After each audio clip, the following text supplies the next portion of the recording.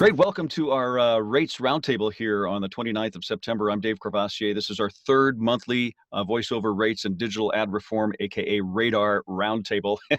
Thanks, JS. And Ganguzza and I are the hosts. We're very excited about these roundtable discussions. They've been well received. They've been garnering hundreds of views online.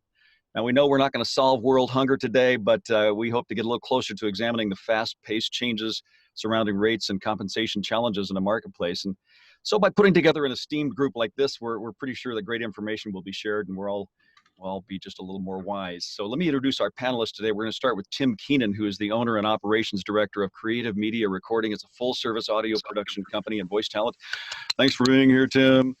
J.S. Gilbert this is what he wrote me. He said, say this. J.S. Gilbert fell into voice acting when he went to produce a radio spot over 2.5 decades ago. He's become so embarrassed about what voiceovers become that he currently tells people he works as a pole dancer. That's what he's going to say. And Nanci Washburn, she's the president, founder of Artist Management Agency, a full-service talent representative agency that has been a permanent fixture in San Diego for 45 years and in Orange County for nearly 25 years. The longest sole proprietor and established rep of on-camera and VO performers on the West Coast. Her representation of voiceover began in 1972, and I might add she's an amateur photojournalist, especially for some areas in Africa. Love to see your pictures, Nanci. Jay Britton is a UK-based voice actor, motion capture artist, specializing in voices for video games, animation, and corporate material. Melissa Exelberth is hopefully going to join us by phone. She's in transit, trying to drive into the city of New York City, but she's been at it for a long time. She does it all in a lot of genres, and she's specifically very good about, there she is. Hi, Melissa. We're right on cue. That's perfect. Right.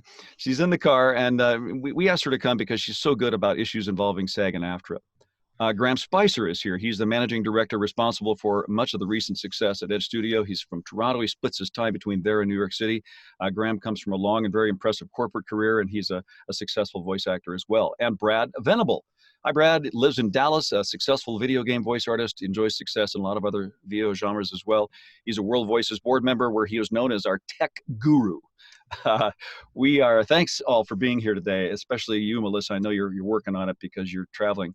We're going to try something new in this third session. We got about 25 or 30 WoVO members in attendance today, and want to thank them for being here. To ask questions, just click on the Q&A tab at the bottom. We'll try to get to them as best we can, and we hope this session will last no more than an hour to be respectful of everyone's time. All right, having said all that, let me introduce my lovely co-host, Ann Ganguzza, so she can get us started with the first question. Ann? Thank you so much. It's a great pleasure to be here for our third time. I'm super excited. So I want to get right into it. And I'd like to direct the first question to Brad Venable. The hot topic of late, the hot topic has been fair rates and conditions for video game voice actors, as evidenced by the recent SAG-AFTRA strike authorization. So I have a couple of questions for you. The first, if you wouldn't mind giving us a breakdown of what are the specific performance requirements for a voice actor in a video game role, and then also union or non-union. What would be your thoughts on how a voice talent might be able to negotiate a fair rate, given the fact that it is a billion-dollar industry? Very good questions. And I'm not sure that I'm actually going to be able to give a satisfying answer to many people on the rate question from a requirement standpoint. But to answer the first part, what you need is you need to have acting ability, straight up. You can't just walk off the street, which is one of the things that are being bandied about on the anti-performance matters side of the discussion on the strike authorization, potential for it and everything. And it just seems like that people don't really respect the fact that acting and performance does matter, and that's why the basis for some of the discussion is based on rewarding good performance with bonus payments. They're not calling it residuals, but that's one of the issues. The other issue is that you need to one of the other requirements rather is you need to be able to have a really great amount of stamina. And that relates to another issue on the rates discussion, is being able to go in and scream your head off, for lack of a better way of putting it. because that's what happens. And one of the reasons that they want to have some of that guarantee for like shorter sessions where they guarantee they're going to be doing 15 different ways to die as an additional voices credit.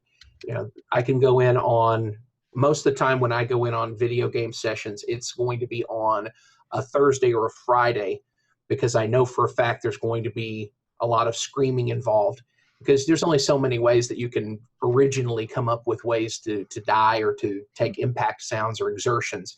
And that's one of the hot parts of the discussion, is limiting the amount of vocal stress based on if they're going to go in for a particular session. You can go in for a narrative session for a while, or keep it to a minimum on the exertion stuff. But there's been a huge influx in the multi-user online battle arena games, or MOBAs, where you play player versus player on teams, and there's going to be exertions, there's going to be calls out over a battlefield. They're going to be all those things that help stress the voice, and that's one of the things that they're trying to work on right now. As for some of the other stuff is, stunt performance, because their performance capture on facial and on body is also becoming a big thing, especially in the AAA voiceover titles, the Grand Theft Autos, the Witcher, the Metal Gears, just to keep it timely. Those are all parts. I mean, you can see the performance capture video of Benedict Cumberbatch in The Hobbit as not a video game example, but also as an example of how performance capture helps the people who are creating. Hey, Brad. Real quick question. When I first started querying you about this, you said that the real difference here is these are interactive gaming voices as opposed to other gaming voices, which are already represented and are in the middle of a contract. So this is something new, right? Yes. Well, new insofar as right now, interactive is working without a contract. Right. It expired on December 31st of last year. And that is why the timeliness of this particular agreement that they're trying to come to is the one that needs to have the focus. We're still working on commercial agreements and non-broadcast agreements. All of those things are still working. I think for the most part, I could be mistaken, and I think Melissa could maybe help me on that if I'm making an assumption there. But I believe most of those are all working within a contract. Negotiation is not necessarily for those because they're already in one. Whereas interactive, the last time there was a real talk about it was almost 10 years ago. And the organizational structure of how video games are made and how what's more important now, voiceover has become such a huge important part of the gaming experience. And there's a huge difference between the way that you're a captive, interactive player versus just a simple viewer. And so there's got to be even more immersiveness. And those things are extremely important to those that work in the industry, of course, but also to a great many of those folks who play. I still play myself. I've got over 200 hours in the new Metal Gear game that just came out on September 1st. And yes, that's why Well, JS, you were shaking your head there for a second. Is there something you disagree with? Well, I'm actually part of the GVAC committee, which is part of GANG. The Game Audio Network Guild has been working tirelessly for years, both in terms of music composition being properly compensated within games. But the GVAC committee is the Gang Voice Actors Coalition. And there are a number of very prestigious individuals who are in this, top names in the gaming world. And we've been having a lot of back and forth regarding many of these things. But even still, I go back, way back when Marie Salerno out of the San Francisco AFTRA office created the first interactive contracts. And I was very, very critical and said, these do not properly represent the special dynamics of the gaming industry.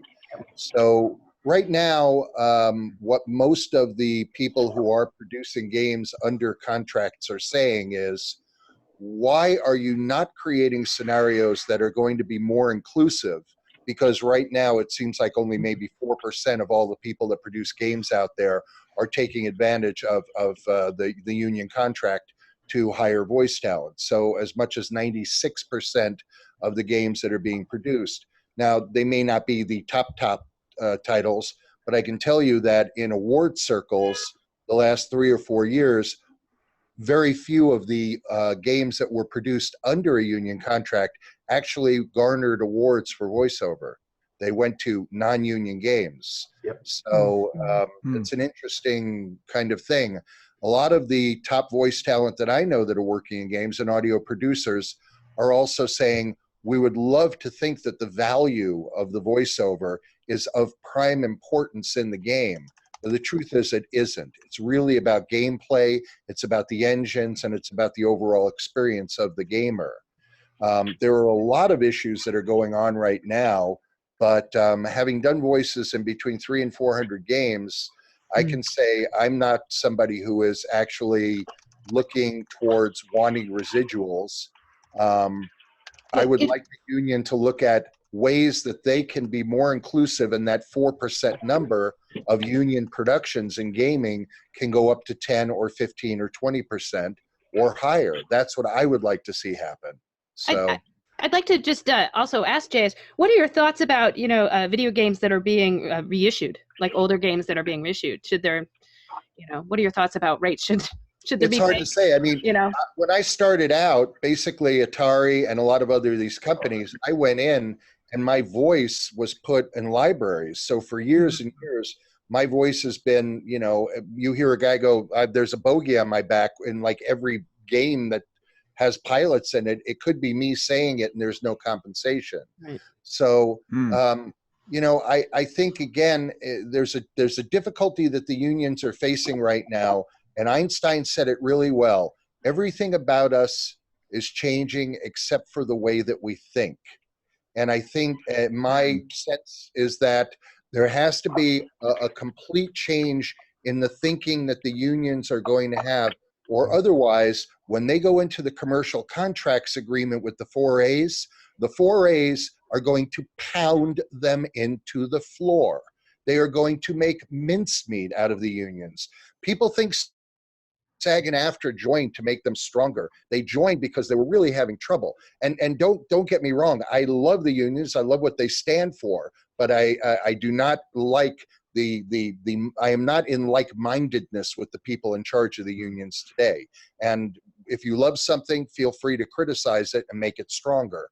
I'm not trying to do away with them or knock them down by any stretch of the imagination. I think they've got major, major problems. If you're not familiar with the ATA, that is actually the organization that most talent agencies belong to today, and most talent agents do not have an agreement with the unions. Nanci, where do you stand on that? Are you a member of the ATA, and how often do you book video game talent? The answer is no, I'm not, and I dropped my franchise exactly a year ago after 47 years. Why? Of being franchised. I was disgusted. With? I have had so many of my performers abused by their own union, and not having them go to battle, and understanding that the majority of the performers that I have dealt with through my many years of representation are scale performers. They're not over scale. And what I guess the tipping block was when I had a performer who was on camera for SeaWorld. It was a union job. It was pieces were taken and used into a new piece of footage and put in the airport. And I reported it to them. And to make a long story short, nothing has ever happened with it. And as much as I have jumped up, down like Rumpelstiltskin, I got nowhere. And then I was told I was arrogant, and that was it. That just took the top right off. Wow. I said, I don't need this, and I don't need my performers. So do you still represent union talent in any way? You bet. Okay. You bet. Absolutely. You know, I love the union. I always have loved the union, and I agree with the gentleman who just spoke a few minutes ago.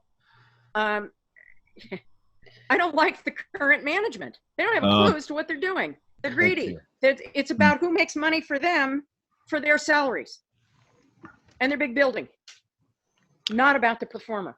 They are not, as far as the majority of the performers are scale performers. Yeah. 2% are the big kids. Mm-hmm. Yeah. And that's all they really care about is the big kids. I'd like to get Jay involved in the conversation, as he's a newer talent in the arena of video games. What are your thoughts on fair rates? It's interesting because obviously, as you say, I mean, I'm UK based. Now I've probably in the last 18 months or so, I've done 10 or 15 video game titles, from indie dev up to someone working on at the moment, which would be classed as AAA. It's very interesting over here because, of course, we don't particularly have a union at all. There is no union, non-union work over here. It's very much a free market, which in some ways you might think gives us less power in terms of negotiating, but with everyone being their own free enterprise, you're actually quite free to negotiate with the games producers on your own terms. Usually you'll either audition through an agent who will handle that for you, but there's so much avenue now for going direct to game devs, which is something I do an awful lot, is just reach out to game devs. And when you can get on that page with games development companies, especially what we're talking about with SAG-AFTRA is, and what is blowing up publicly, is the very entrenched, huge AAA games producers. You know, it's that everyone's interested in the top tier talent, and the big games is what gets talked about. But obviously, games is a $1 billion worldwide industry with so much massive scope. And over here, especially, and I work a lot with Eastern European games developers, and actually not having a fixed contract that states rates and scales and responsibilities is actually kind of a plus, because you can negotiate that direct with the games developers. You can set your own rate. You can work on back-end deals yourself. I mean, I've worked on games where I've decided that it's got a lot of promise, it's got a great script, the game looks nice. I'll do it for $0 up front, but I want 1%, 2%, 3% off of the back.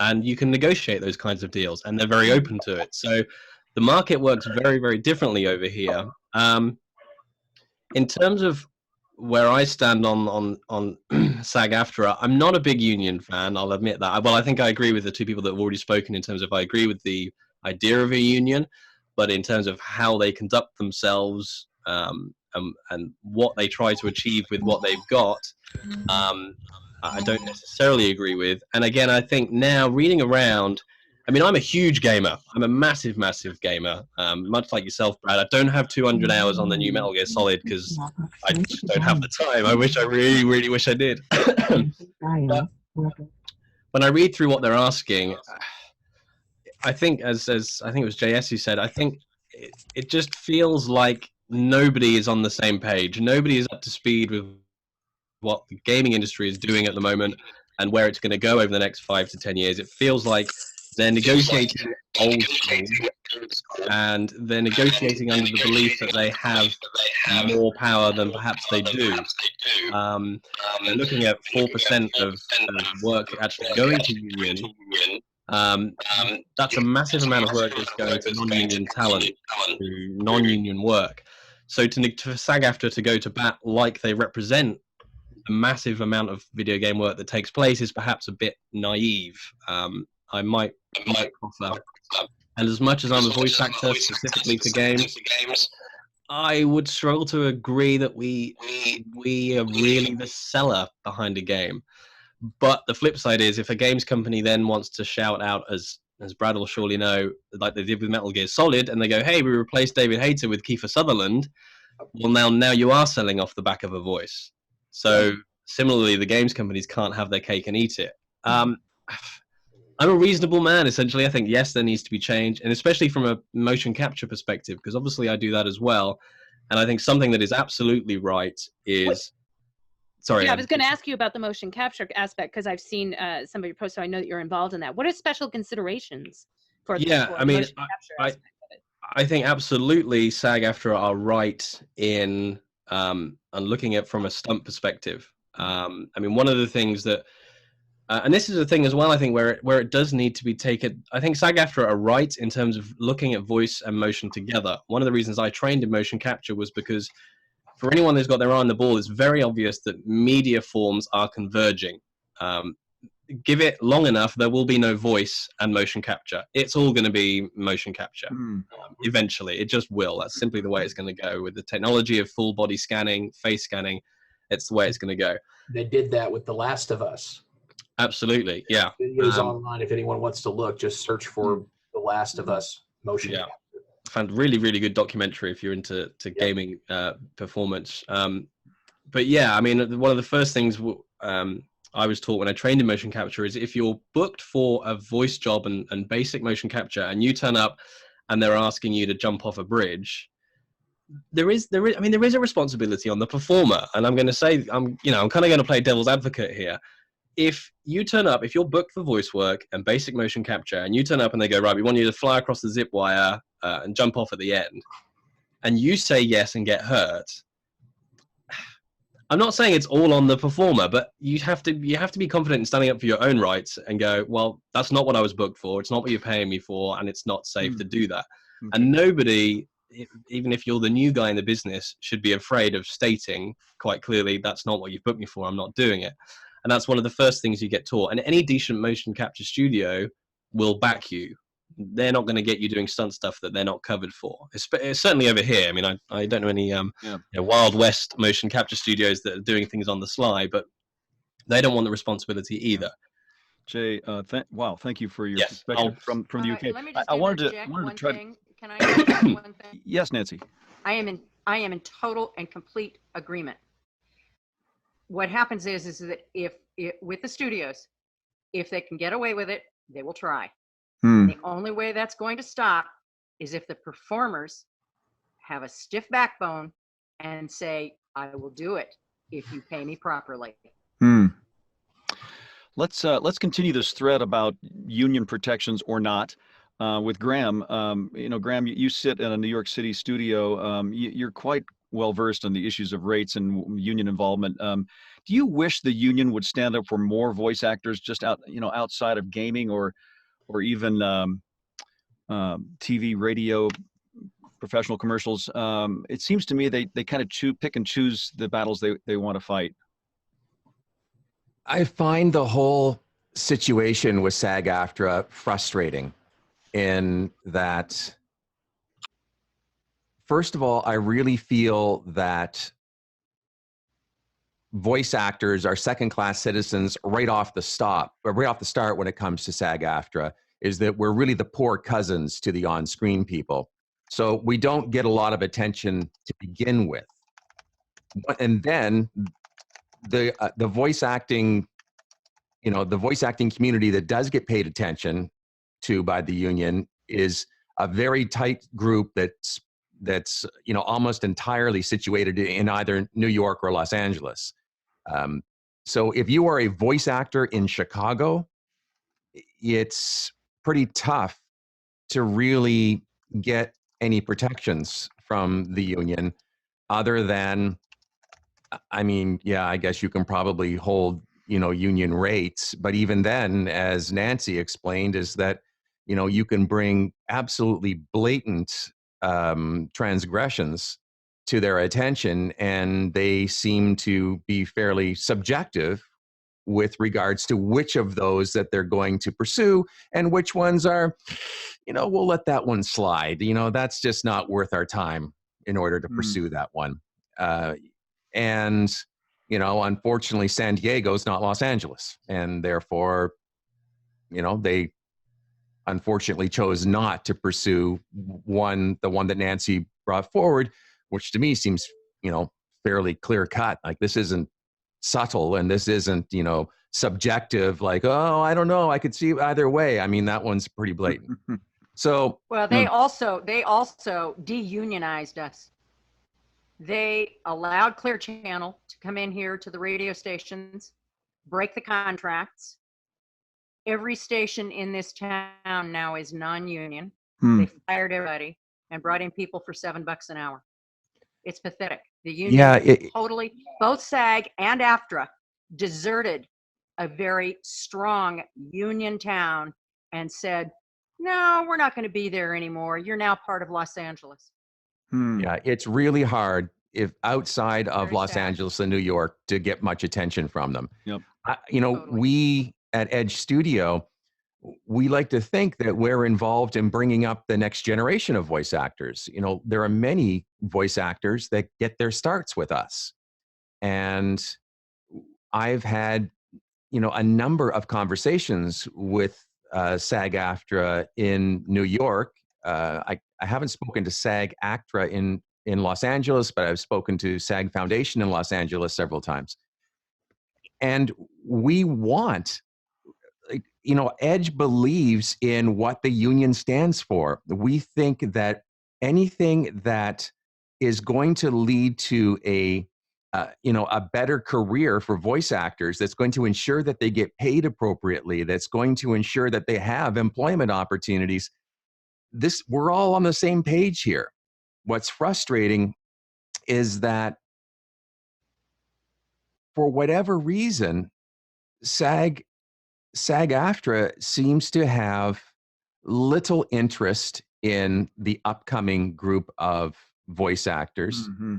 I don't know, you know, the jaded side of me thinks that, well, SAG-AFTRA is run by its membership. There's a bunch of very senior, you know, voice actors in Los Angeles and New York. They're not that keen on bringing on a whole lot of new competition, and therefore aren't actively promoting bringing new voice actors into the union.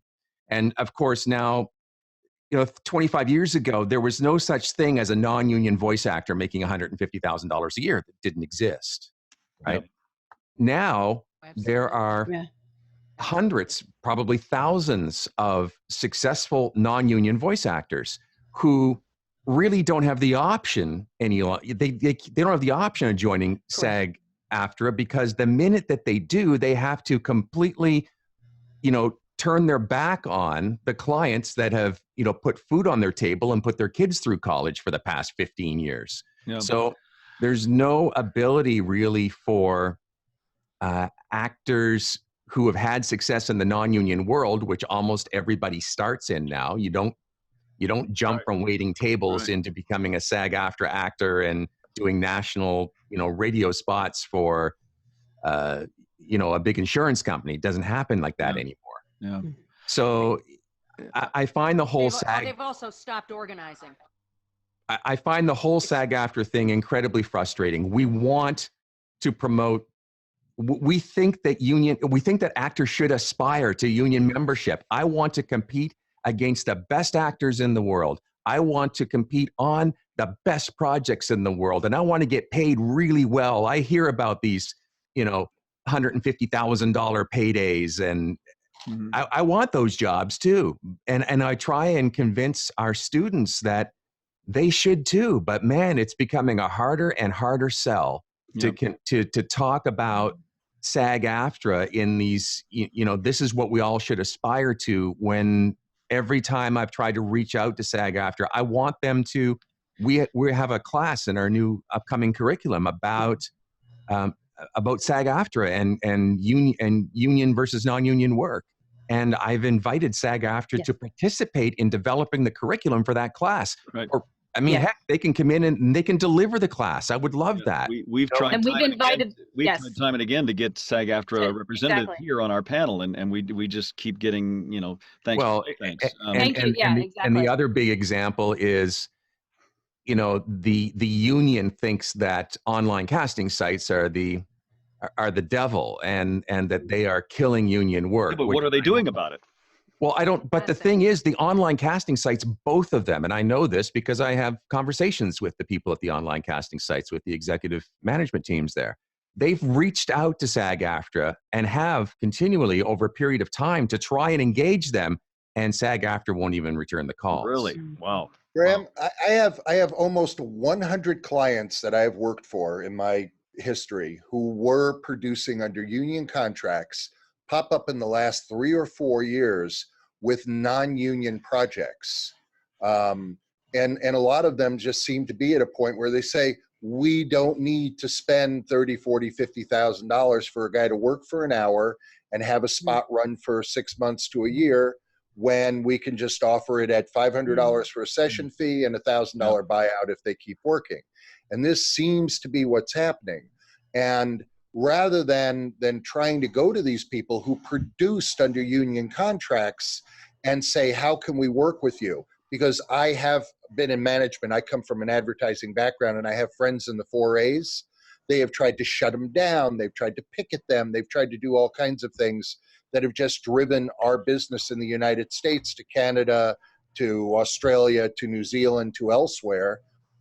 My thought is inclusivity. Don't you want to do what's going to be in the best interests of everybody after it's all said and done? Yeah. That's the actors, that's the people who are producing the various products and projects, and to look at inclusivity. And they seem to be intent on puffing out chests that, I'm sorry, are no longer, six-pack abs, but they're not chests that should be pumped out anymore. And saying, look at all the unions that have dropped by the wayside. Just dropped by the wayside. Well, certainly I don't want this to turn into a big bashing session on SAG-AFTRA. I guess I don't think that if this conversation's about rates and protecting our rates, I don't know that we're going to be able to look to SAG-AFTRA to provide leadership there. I think it's going to be up to us in World Voices more so, and other organizations of voice actors don't look to SAG-AFTRA to help us very much. I'd like to bring the conversation to Tim Keenan there, who has been in audio production, for over 30 years at his studio, and ask him how he has seen the industry change and what it's meaning for him, and what about fair rates? How are you helping to negotiate fair rates for the people that you bring into your studio? Unfortunately, I'm not involved in this whole union crunch, which is, we're south of LA, and we're a non-union production company, and but I'm a recording studio, and we do everything. So we've done union projects with where the talent, the producer comes in, they've hired their own talent through an agent, and they bring in the contracts, and we see it happen, and it goes on. But 95% of the stuff we're involved in is non-broadcast corporate, non-union stuff. So I in many cases, I'm an intermediary. The thing that I have seen is I work with a lot of production companies, and I have seen the production business, the production companies, their budgets have been slashed since the 2008 recession. I mean, 15 years ago, they were working on $50,000 video projects, and these days they're lucky to get a third of that or a fourth of that. And so in the olden days, they had lots of money for talent, they had lots of money for composers to do music, had lots of money for 3D animators, and lots of money for special effects and that kind of thing. And now it's like, well, how can we do a video without the special effects, and can we use stock music? We've got lots of stock music that we're a stock music composing facility, and then unfortunately it gets down to where can we find talent for less, and that's, I think, been the proliferation of the pay-to-play sites, and there is a tremendous growth in talent, I would say, in the last 10 years. The internet's made it available for you to find talent everywhere. And not just with pay-to-play sites, but just with everybody doing their own marketing and their own branding and social media, Facebook and Twitter and LinkedIn and all that. So I think that, when there is a glut of the market, then that affects pricing. There's no question. Yeah. Melissa, can you hear us, Melissa? The noise We can't hear you very well. Can you say a little something? You haven't caught all the conversation, but we still respect you and your knowledge of the workings of SAG-AFTRA. We're wondering what you think about the current climate for rates or not, and SAG-AFTRA. Rates as regard to what? Well, there's been a little bit of discouragement among those who are not in New York or LA that the union doesn't necessarily represent their concerns, or people who are in e-learning or other avenues of getting work in voice acting that wasn't available before, and the union seems to be non-present, or there's little incentive for anybody to join the union anymore. What do you think? That seems to be the perception. I mean, in all honesty, there's a plethora of work out there that never existed before. Unfortunately, in my view, the union is still the union is doing patchwork over contracts that were created in the industrial age. We've gone beyond that. There's a ton of work out there that doesn't really fall under union jurisdiction just by nature of the fact that it didn't exist 10 years ago. So, a lot of some of that work, the union may not be interested in. I don't know. The union is interested in everything, but some things are more interesting than others. Well, let me ask you this: since they merged, have you seen a real difference in the way they're treating their members, or even trying to recruit non-members? Well, I have. Now, I come from legacy AFTRA. Okay, so I've always been an AFTRA member. I actually was a must join at SAG right before the merger, so I lucked out as far as that went. But I have seen a difference, and it seems that there's much greater focus on film, television, and celebrity VO. Mm-hmm. Yep. Yeah, agreed. I'm sorry, go on. No, I mean, that's my perception, and I'm in New York. So, this is coming from somebody who does strictly VO, who doesn't do on camera. And I'm in New York. Most of my work is I convert. I find non-union work, pays enough, and I convert it to union work. So, I mean, even being in New York, I find that there's not much of a focus on VO unless it's broadcast commercial campaigns, celebrity VO. E-learning, I don't even know if anybody knows what that is. Okay. I have a comment I want to bring in some of our guests that are in the chat room. Yeah, and so there is a comment about how the union doesn't seem to have recognized that the internet exists yet, and that they are way behind the times and perhaps sitting on their laurels. Anybody like to comment on that? They're beginning to realize that it exists, but there's still it's a stretch. What a lot of people don't seem to understand, people, union board members, maybe committee members, not speaking about anybody, or group in particular, but they don't seem to understand the way we work. I had a conversation with a committee not long ago, and it appeared to come as a surprise to them when I explained one part of the corporate contract, which was how IVR works, for instance, because it didn't seem that they had a really big understanding as to how this works, how we find the work, how we convert the work. And when the topic came up about actually recording, there seemed to be surprise that we record in our own studios. So, they're coming to terms with the fact that, frankly, they dropped the ball when it comes to voiceover. Voiceover is global. Voiceover can be done globally from your own studio, which all of us know.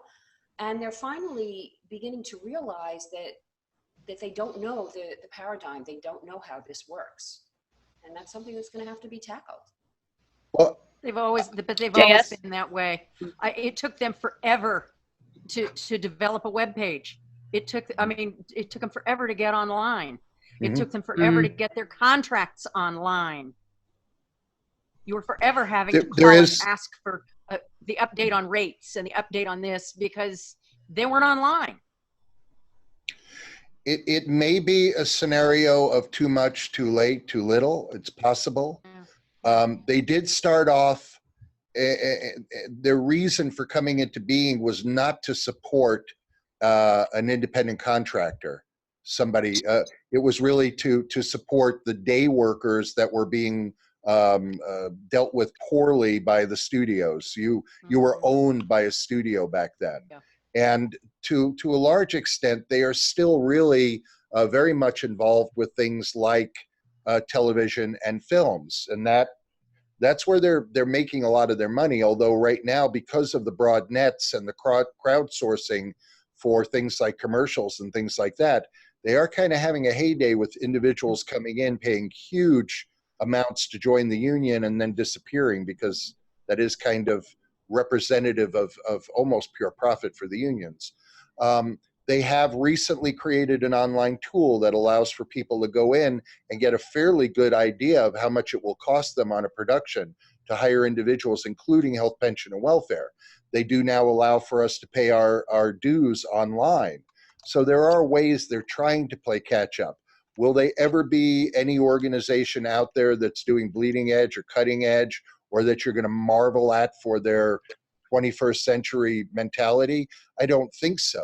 But there are those of us who are saying, we don't want 21st century thinking, just get in the 20th century and we'd be happy with that. Yeah. Yeah. And that was one of my fears, Yeah. as I'm going to be moving to Los Angeles here in the next 9 months or so. And it's going to be a situation where I'm eligible to join, and I haven't, because I haven't been forced to, because I would have to give up such a glut of the work that I do, or at least from the standpoint of, converting it, it would be greatly difficult for me to do some of that, because I'm not the only talent on certain, live shot commercials and stuff like that. So what JS has said is exactly what I'm hoping for, is that there is a way that they're reaching out to really represent me as a talent. And that's why I think I've been behind this, even as what I call, I'm not a non-member or a non-union talent. I'm a pre-union talent, the way I describe myself. And that's the way I think they should take at least a viewpoint as to, they should want everybody in the union. That way they can really, really, negotiate in mass for everyone. Yep. Jay, you're thinking about moving to LA from Britton. Have you looked into this question about union representation? Would you join? Is this a daunting prospect for you? No, it's a very well, everything's daunting about moving to a different country, but I think, to be honest, I think the union non-union question is a no-brainer. It's non-union. It's there is no question, for the reason Brad has just said, really, in that you would have to give up such a massive percentage of your income for very little gains. I mean, as it was said earlier, with union being 4% of video game production, you're asking someone to give up 96% of their opportunities to work. And I think, to be honest, the way in which SAG-AFTRA is going to bat with the video game issue at the moment is, again, just a reflection of how they don't appreciate what the voiceover industry is like now. It's been said there are so many ways to get work now from so many different avenues that the union work represents a tiny, tiny slice of the pie. There is no way I could move to LA and go, right, well, I'll do just union work now. It just simply wouldn't be feasible, which is why you then look to, well, why isn't the union looking at, as Brad says, the non-union members, the non-union work, and seeing what it could convert there, or at least releasing the shackles of going, well, you can become in the union, but then you can't touch anything else with a barge pole. Now, being in the UK, it's I'm not as up to speed. I know you have there's things called FICOR, where you can kind of do non-union work and union work as well. But I guess on this side of the pond, and in Europe, and I know we got voiceover talent in Spain, and it's almost a weird concept. I mean, we understand SAG-AFTRA and we understand the union and its place, because we have obviously unions for other industries over this side of the pond, but from a voiceover perspective, we kind of don't get it. It just seems like an anchor that is holding back perhaps the American market from growing into something better, when it's still trying to fight for its own ends, and with a model that doesn't even have relevance in the voiceover industry in 2015. Can I just echo some of those comments? You know, just I want to play a little bit of what Jay said, because there's been a lot of union and non-union, you know, people who are union doing a lot of non-union work over the years, because they know what the reality is. The reality is everybody wants to work. And if there's non-union work in the corporate world or the e-learning world where their voice isn't going to necessarily be seen by the general public, they're taking it. People are taking it. And that's just the way that it's been for 3 decades. I'd like to bring the conversation back to maybe a more generalized discussion about fair rates, not just union, non-union, but what can we do as a collective to help our members, or not even members, just people in the voiceover community, to establish a fair rate or demand a fair rate, whether you're union or non-union? What guidelines do you guys have?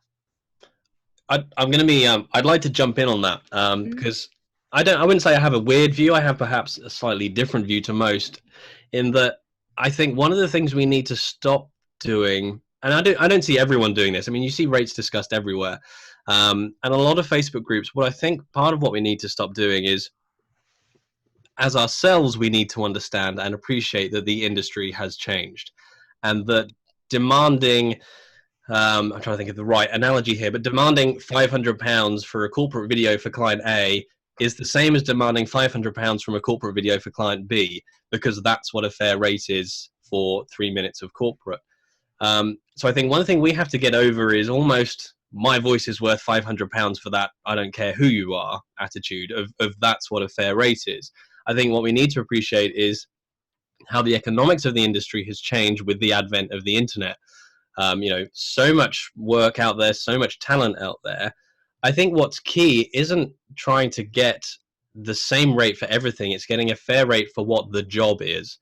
And the key thing about any industry that moves to the internet, it happened with stock photography is the analogy I always use. You know, when suddenly people could get their photos for $20 off a stock photography website. Yep. What happens to the photographers? Well, if you're smart about it, what I actually run is I run a dual rate system. I have 2 separate set of rates, and for little Bob's DIY store around the corner, if he wants a 30-second corporate video for his website that he's building at home with his son who's learning coding at school, I'm not going to charge him the same price as I would charge Amazon for a 5-minute, for a 30-second corporate video. So I think part of that is appreciating that, yes, everything's gone to the internet, everything's gone to pay to play, and you could either be scared by that and try and steadfastly stick to a rate card that perhaps doesn't have its place anymore, or you can run a business model that actually allows you to cater to more of the clients that are out there while still getting yourself a fair rate. I mean, that's kind of where I sit on it. Well, I just see a lot of people trying to demand the same rate for everything. And it comes down to your own understanding of your self-worth, and as Nanci said, having a spine. Yep. Graeme, what would you chime say? in as a I have 2 steadfast rules. Number 1, don't sell your soul. Respect what you do as a performer. Respect the money that you have spent to build your studio, that you have spent to educate yourself as far as your craft is concerned. And I think that's part of what a lot has been lost, is that there's a tremendous, with clients, there's a tremendous disrespect for the craft. They just think that John and Joe go in front of a camera or go in front of a microphone and spit out words. And then, and I agree with what he just said, you have, it depends on the project. Every project is different. Every budget is going to be different. And you need to have that open, which is what I do. I have an open conversation with my producer to say, okay, you obviously have set a budget. Tell me what your budget is. And if I can live with it, then that's fine. But if not, then for the next go around, you need to call me and say, what's it going to cost me? So that you budget properly. But the key thing is, don't sell your soul as a performer. Respect your skill. So is it time for JS to say some of the unpopular things that he's known for? Sure, JS. Well, you can go ahead and say it, JS, or I'm going to. Well, here's the thing. I had a number of conversations years ago with a Buddhist monk, And one of the things he said to me that stuck was, there is nothing inherently spiritual about poverty. Right. To that end, I would say, if you are putting food on your table, I have a great deal of respect for you. If you are a voice talent who is living in your mother's basement at the age of 45 years old, trying to hold through to getting high rates, maybe there's an issue or problem. So the internet happened to come about at a great time to greet the 2 decades or so of the gospel of prosperity that was being preached, which is telling people you can't have jobs, you have to go out and grab the brass ring and all that. And then technology, of course, making it very difficult for people to get jobs. So the mentality is, gee, I can't get a job flipping burgers at McDonald's, why don't I become a voice talent? So the problem is twofold. It isn't just that we now have a situation where the hirers of talent, and yes, a lot of them are millennials. My experience has been, I am a millennial. Value me highly, pay me millions of dollars. Oh, and I'm going to go find people I need on Fiverr.com. That's another story, another panel. We can do that elsewhere. But we're also seeing individuals out there who are entering all kinds of creative pursuits, whether it's graphic design, whether it's web design, whether it's I'm a life coach. Gee, a life coach and you can't get off your parents' couch, but all this kind of stuff. And of course, the internet is great for presenting not the truth, but impressions. So we can tell the truth about voice acting in the game industry. I've done about as many games as anybody else has, and I've made more money off of 2 good commercials than I have off of all the games that I've done. So when I see somebody holding a workshop that says how to make a living doing games, I cringe, because you can do 20 games in a year, and guess what? If you're lucky, that's maybe 20 grand, 30 grand tops. So this is a big problem that we have, because there are perceptions that are going on. Be a business. Yeah. Voiceover is about being a business. What the heck are your client acquisition costs? What is your square footage? How much are you paying for support services? What is your insurance? Are you losing $1 on every sale, hoping to make it up in volume? And this is the thing. Be smart, be businesslike. If you're electing to make yourself the head of your own business and you can't get a job out there, then maybe you need to develop other skills or find people to trust to have around you. And this is what's leading to the problem. It's twofold. People are not going to discount you or marginalize you unless there are enough people in the marketplace that are willing to allow for themselves to be discounted and marginalized.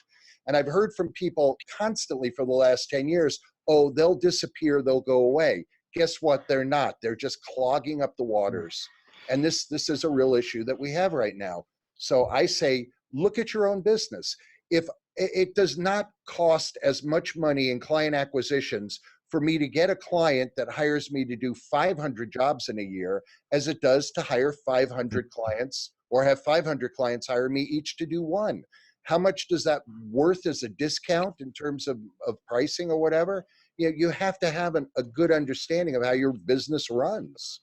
I think that's where WoVO can step up, is because so many people who get into voiceover don't come from the freelance world. They don't know what a freelance photographer is or a freelance actor is, and that it is a business, that there is an overhead, there is an expense involved in having a business. They come from a job where they've earned a salary, and they go over to voiceover and they go, wow, I could make bottom line, by the time I'm done, I'll have earned $20 an hour. Well, that's more than I was making in my job, or $25 an hour. It's more than I was making in my job. And they think that's a step up. They don't understand that the fee that they get, which isn't the fees from 10 or 15 years ago. But it's a higher fee, has to cover all of your expenses and overhead as well, that it is a business. So when you talk about the business things, I mean, we've talked about rate cards. I think in the last episode, Sean Caldwell did a survey that had some great templates of rate cards, but those differ all around the country. Jay had a great experience that, if you're in a little small market, you're going to charge a mom and pop something less than if you are hired off the internet by a big company that does a lot of e-learning, that knows what things cost. We're getting close to the top of the hour, and I want to. We just have time to get everybody's comments. Graeme, I think you had something maybe unpopular you wanted to say. Yes, Graeme, please. I only buy into what JS just said to a point, or the kind of the tenor of the panel to a point, is that Yeah, I think there's a lot more voice actors now than there was 20 years ago. But I also think that there is a exponentially larger number of jobs than there was 20 years ago. The same technology that has allowed for there to be so many more voice actors have also allowed for there to be so much more content that's required. So I don't buy this argument that there's a glut of voice actors. I don't. I don't buy this argument that rates are being driven down. And I know that that's not going to be very popular, but in social media and amongst ourselves, we like to talk about, oh my God, rates are being driven into the ground by these bastards on the pay-to-plays. And I don't buy it because I don't see it. I think that, there are still jobs, many jobs on the online casting sites which are going for scale or much more than scale. I think there's a lot of crap there too, but I think there's always been a lot of low-paying jobs. It's just that 25 years ago, you used to have the afternoon drive guy come in 2 hours early and do them for $20 a pop or nothing, right? There's always been a low end of the business, always. That hasn't changed. I don't care about the people on Fiverr. Melissa, we'll give you the last word. You speak about that and how there's, there are low-paying jobs, there are high-paying jobs, but what about the predators that insert themselves in between talent and the clients and lift a huge percentage of the talent budget from the talent? They keep the talent away from the client. Very often, the talent doesn't even know who they're recording for. Sounds like a casting director to me. Their terms and conditions mandate an absolute buyout to themselves. In the fine print, and talent can record, say, a corporate video and then have the tagline of that video lifted for a national spot, or who knows, this is just conjecture. But if you look in the fine print, you'll see that when you do a job, all rights are turned over to particular pay-to-play site, and you find jobs, and it's been my experience where I have had auditions from local production houses, and the rates that they have sent me for a particular job are easily 10 times more than when I see that job come up on the So that needs to be addressed. The predator. I think that we can all agree that there are specific business practices of both of the current online casting sites that are, reprehensible. I can't think of a nicer word to say. But the idea behind online casting is not going to go away. That's true. Now, whether one or both of the existing online casting sites becomes the MySpace of online casting and Facebook comes up and kicks their butts, that may be the case. And if dishonest business practices continue, then I hope that someone does.